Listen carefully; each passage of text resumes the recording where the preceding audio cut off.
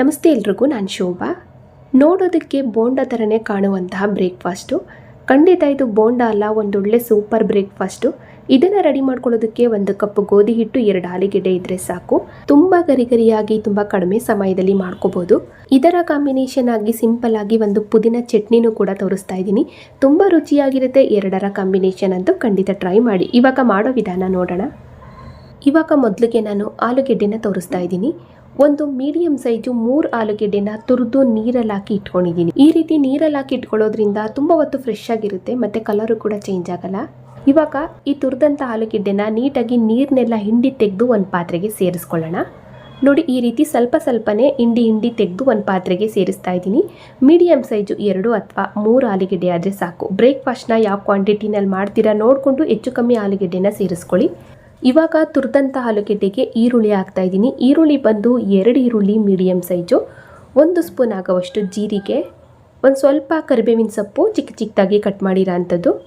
ಇವಾಗ ಖಾರಕ್ಕೆ ನಾನು ದಪ್ಪಾಗಿ ಪುಡಿ ಮಾಡಿರುವಂಥ ಒಣಮೆಣಸಿನ್ಕಾಯಿ ಪುಡಿನ ಸೇರಿಸ್ತಾ ಇದ್ದೀನಿ, ಅಂದರೆ ಚಿಲ್ಲಿ ಫ್ಲೇಕ್ಸು.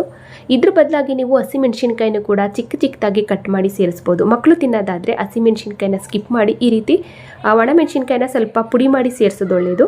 ಇವಾಗ ಸಣ್ಣದಾಗಿ ಹೆಚ್ಚಿಟ್ಕೊಂಡಂಥ 1 ಸ್ಪೂನ್ ಆಗುವಷ್ಟು ಶುಂಠಿನೂ ಕೂಡ ಸೇರಿಸ್ತಾ ಇದ್ದೀನಿ.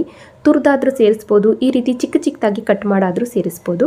1-2 ಚಿಟಿಕೆ ಆಗುವಷ್ಟು ಅರಿಶಿನ ಪುಡಿನ ಹಾಕ್ಕೊಂಡು ಸ್ವಲ್ಪ ಕೊತ್ತಂಬರಿ ಸೊಪ್ಪನ್ನು ಸೇರಿಸೋಣ. ಇದಕ್ಕೆ ಬೇಕಾದರೆ ನೀವು ಸ್ವಲ್ಪ ಕ್ಯಾರೆಟನ್ನು ಕೂಡ ತುರಿದು ಸೇರಿಸ್ಬೋದು. ಇವಾಗ ನೋಡಿ, ಇಷ್ಟು ಪದಾರ್ಥನೂ ಕೈನಲ್ಲಿ ಚೆನ್ನಾಗಿ ಮಿಕ್ಸ್ ಮಾಡ್ಕೊಳ್ಳೋಣ. ಎಲ್ಲ ಮಸಾಲೆನೂ ಕೂಡ ಒಂದಕ್ಕೊಂದು ಚೆನ್ನಾಗಿ ಮಿಕ್ಸ್ ಆಗಬೇಕು. ಇವಾಗ ನೋಡಿ, ಈ ರೀತಿ ಕೈನಲ್ಲಿ ನಾನು ಚೆನ್ನಾಗಿ ಇದನ್ನು ಮಿಕ್ಸ್ ಮಾಡ್ಕೊಂಡಿದ್ದೀನಿ. ಇದೇ ರೀತಿಯಾಗಿ ನಾವು ಚೆನ್ನಾಗಿ ಕೈನಲ್ಲಿ ಮಿಕ್ಸ್ ಮಾಡ್ಕೋಬೇಕು. ಇವಾಗ ನಾವು ಇದಕ್ಕೆ ಗೋಧಿ ಹಿಟ್ಟನ್ನು ಸೇರಿಸೋಣ. ನಾರ್ಮಲಾಗಿ ನಮ್ಮ ಮನೆಯಲ್ಲಿ ನಾವು ಯಾವ ಗೋಧಿ ಹಿಟ್ಟನ್ನು ಚಪಾತಿಗೆ ಉಪಯೋಗಿಸ್ತೀವಿ ಅದೇ ಗೋಧಿ ಹಿಟ್ಟನ್ನು ಹಾಕ್ಕೊಂಡ್ರೆ ಆಯಿತು. 1 ಕಪ್ ಆಗುವಷ್ಟು ಗೋಧಿ ಹಿಟ್ಟನ್ನು ಹಾಕಿದ್ದೀನಿ. ಇದ್ರ ಜೊತೆಗೆ 1 ಸ್ಪೂನ್ ಆಗುವಷ್ಟು ಅಕ್ಕಿ ಹಿಟ್ಟನ್ನು ಸೇರಿಸ್ತಾ ಇದ್ದೀನಿ.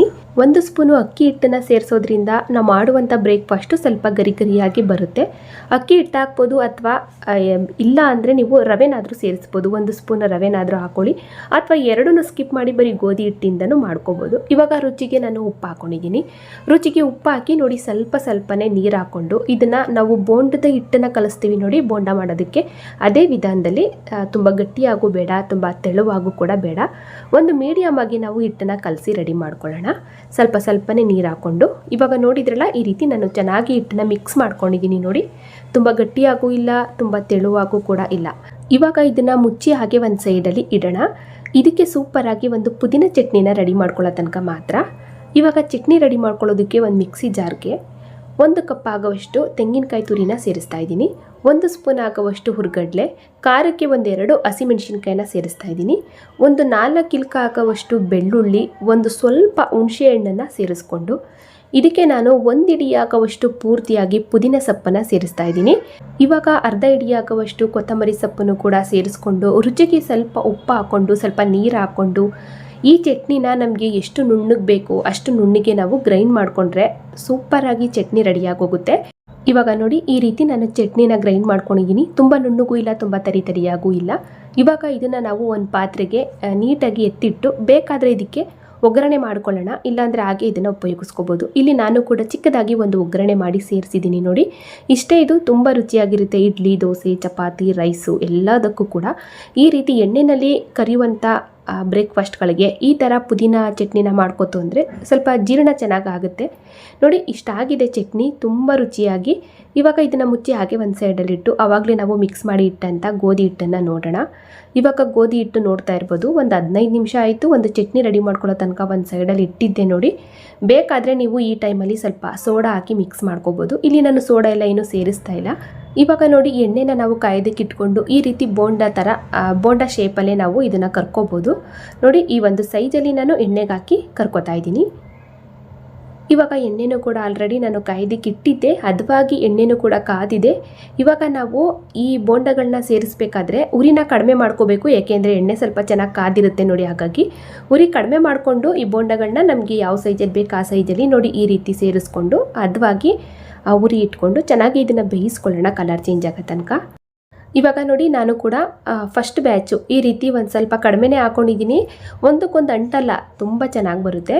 ಉಲ್ಟಾ ಮಾಡಿಕೊಂಡು ಸ್ವಲ್ಪ ಕಲರ್ ಚೇಂಜ್ ಆಗೋ ತನಕ ಚೆನ್ನಾಗಿ ಬೇಯಿಸ್ಕೋಬೇಕು. ಬೋಂಡಗಳನ್ನ ಸೇರಿಸುವಾಗ ಉರಿ ಕಡಿಮೆ ಇಟ್ಕೊಳ್ಳಿ. ಆಮೇಲೆ ನೀವು ಐ ಫ್ಲೇಮಲ್ಲಿ ಉರಿ ಇಟ್ಕೊಂಡು ಬೋಂಡನ ಹದವಾಗಿ ಬೇಯಿಸ್ಕೋಬೇಕು. ಆವಾಗ ಎಣ್ಣೆ ಕುಡಿಯಲ್ಲ. ಇವಾಗ ನೋಡಿದ್ರಲ್ಲ, ಈ ರೀತಿ ಆಗಿದೆ. ಕಲರು ಕೂಡ ಚೇಂಜ್ ಆಗಿದೆ, ನೊರೆನೂ ಕೂಡ ಕಡಿಮೆ ಆಗಿದೆ. ಇವಾಗ ಕರೆಕ್ಟಾಗಿ ರೆಡಿಯಾಗಿದೆ ಅಂತ ಇವಾಗ ಇದನ್ನು ತೆಗೆದು ನಾವು ಒಂದು ಪಾತ್ರೆಗೆ ಸೇರಿಸ್ಕೊಳ್ಳೋಣ. ನೋಡಿ, ಇಷ್ಟೇ. ಇದು ತುಂಬ ರುಚಿಯಾಗಿ ತುಂಬ ಗರಿ ಗರಿಯಾಗೂ ಕೂಡ ಇರುತ್ತೆ. ಎಲ್ಲನೂ ಕೂಡ ತೆಗೆದು ಒಂದು ಪಾತ್ರೆಗೆ ಸೇರಿಸ್ಕೊಂಡು ಉಳಿದ ಬೋಂಡಗಳನ್ನು ಕೂಡ ಸೇಮ್ ಒಂದು ವಿಧಾನದಲ್ಲಿ ಎಣ್ಣೆಗೆ ಹಾಕಿ ಕರ್ಕೊಂಡ್ರೆ ಆಯಿತು. ಎರಡನೇ ಬ್ಯಾಚು ಈ ಬೋಂಡಗಳನ್ನ ಸೇರಿಸ್ಬೇಕಾದ್ರೆ ಉರಿನ ನೀವು ಫುಲ್ಲು ಲೋ ಫ್ಲೇಮ್ ಮಾಡ್ಕೋಬೇಕು. ಯಾಕೆಂದರೆ ಎಣ್ಣೆ ಚೆನ್ನಾಗಿ ಕಾದ್ಬಿಟ್ಟಿರುತ್ತೆ. ಲೋ ಫ್ಲೇಮಲ್ಲಿ ಉರಿ ಇಟ್ಕೊಂಡು ನೋಡಿ, ಈ ರೀತಿ ಬಿಡಿ ಬಿಡಿಯಾಗಿ ನಮ್ಗೆ ಯಾವ ಸೈಜಲ್ಲಿ ಬೇಕು ಆ ಸೈಜಲ್ಲಿ ಸೇರಿಸಿ ಹದವಾಗಿ ಬೇಯಿಸ್ಕೊಳ್ಳೋಣ. ಬೋಂಡಗಳನ್ನ ಸೇರಿಸಿದ ಮೇಲೆ ಉರಿನ ಐ ಫ್ಲೇಮಲ್ಲಿ ಇಟ್ಕೊಂಡೇ ಬೇಯಿಸ್ಕೋಬೇಕು. ಇವಾಗ ನೋಡಿದ್ರಲ್ಲ, ಎರಡನೇ ಬ್ಯಾಚು ಕೂಡ ನಾನು ಈ ರೀತಿ ಬೇಯಿಸಿ ತೆಗಿತಾ ಇದ್ದೀನಿ. ನೋಡಿ, ಇಷ್ಟೇ. ಇದು ತುಂಬ ಗರಿ ಗರಿಯಾದ ಒಂದೊಳ್ಳೆ ಸೂಪರ್ ಬ್ರೇಕ್ಫಾಸ್ಟು ರೆಡಿ ಆಯಿತು. ಅಂದರೆ ಯಾವಾಗಲೂ ನಾವು ಗೋಧಿ ಹಿಟ್ಟನ್ನು ಉಪಯೋಗಿಸ್ಕೊಂಡು ಚಪಾತಿ ಆಗ್ಬೋದು, ಪೂರಿ ಆಗ್ಬೋದು ಮಾಡ್ತಾನೆ ಇರ್ತೀವಿ. ಆದರೆ ಈ ರೀತಿ ಬ್ರೇಕ್ಫಾಸ್ಟ್ನು ಕೂಡ ಒಂದ್ಸಲ ಟ್ರೈ ಮಾಡಿ ನೋಡಿ. ಒಂದೊಳ್ಳೆ ಡಿಫ್ರೆಂಟ್ ಆದ ಟೇಸ್ಟಲ್ಲಿ ತಿನ್ಬೋದು. ತುಂಬ ಚೆನ್ನಾಗಿರುತ್ತೆ. ಮಕ್ಕಳು ಕೂಡ ತುಂಬ ಇಷ್ಟಪಟ್ಟು ತಿಂತಾರೆ. ಬಾಕ್ಸ್ಗೂ ಕೂಡ ಹಾಕಿ ಕಳಿಸ್ಬೋದು. ಒಳಗಡೆ ತುಂಬ ಸಾಫ್ಟಾಗಿರುತ್ತೆ, ಹಾಗೆ ಮೇಲ್ಗಡೆ ಅಂತೂ ತುಂಬ ಕ್ರಿಸ್ಪಿಯಾಗಿರುತ್ತೆ. ಇದ್ರ ಜೊತೆಗೆ ಚಟ್ನಿ ಮಾಡ್ಕೋತು ಅಂದರೆ ತುಂಬ ಚೆನ್ನಾಗಿರುತ್ತೆ. ಖಂಡಿತ ಟ್ರೈ ಮಾಡಿ. ನೋಡಿದ್ರಲ್ಲ ಫ್ರೆಂಡ್ಸ್, ಇವತ್ತಿನ ಈ ಸಿಂಪಲ್ ಆದ ಮತ್ತು ಈ ಸೂಪರ್ ಆದ ಒಂದು ಬ್ರೇಕ್ಫಾಸ್ಟ್ ರೆಸಿಪಿ ನಿಮ್ಗೆ ಎಲ್ರಿಗೂ ಇಷ್ಟ ಆಯಿತು ಅನ್ಕೋತೀನಿ. ಇಷ್ಟ ಆದರೆ ಖಂಡಿತ ಟ್ರೈ ಮಾಡಿ. ಹಾಗೆ ಇದೇ ರೀತಿ ಇನ್ನಷ್ಟು ಈಜಿ ರೆಸಿಪಿಗಳಿಗಾಗಿ ನೋಡಿ ತಿಳಿ ಮಾಡಿ ಕಲಿ ಚಾನಲ್ನ ಸಬ್ಸ್ಕ್ರೈಬ್ ಮಾಡ್ಕೊಳ್ಳಿ. ಹಾಗೆ ಬೆಲ್ ಬಟನ್ನು ಕೂಡ ಕ್ಲಿಕ್ ಮಾಡಿ. Thank you for watching.